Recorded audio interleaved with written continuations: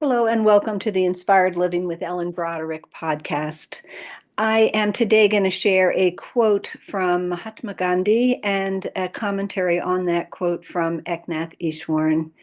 Um, so get yourself comfortable. This will be short, but allow yourself to really come into the present moment by sitting down comfortably, letting your sits bones really connect to whatever you're sitting upon. Let your torso rise up out of your hips. Let your head rest over your heart as the crown of your head lifts toward the sky. And then close your eyes or soft gaze down and come to your breath.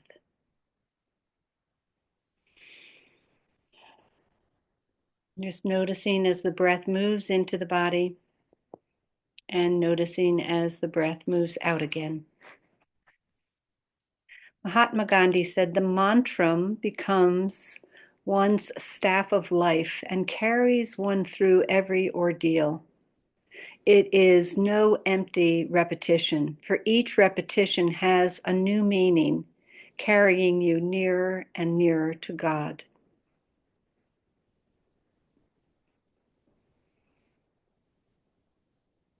And Eknath Easwaran responds to this by saying the mantram is the living symbol of the profoundest ideal that the human being can conceive of, the highest that we can respond to and love. When we repeat the mantram in our mind, we are reminding ourselves of the Supreme.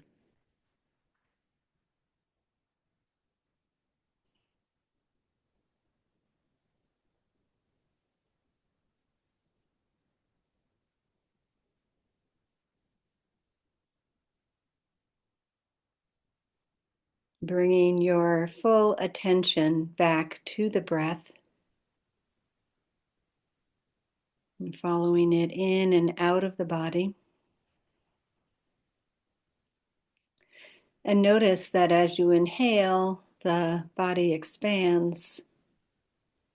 And as you exhale, everything contracts back toward the center line of the body. And when you're ready, just opening the eyes, coming back together. So choosing a mantram can be a really life-changing uh, happening.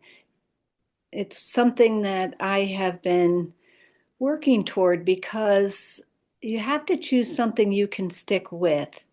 I remember Eknath Easwaran explaining at one point, if you go from one mantram to another, it's like digging these small holes, and that if you stick with the mantram that you really land on as yours, then you can go deeper and deeper and deeper.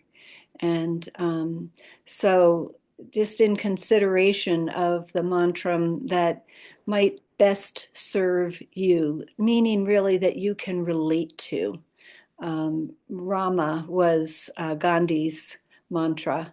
Um, and you can also use, the name of Jesus or of Christ, of Mary. There are many, many different mantrams that you can choose from. I like the idea of having something like that to hook onto in times of turmoil. So, something to consider that people have found very useful. Thank you for joining this week and look forward to seeing you again next week for the Inspired Living with Ellen Broderick podcast.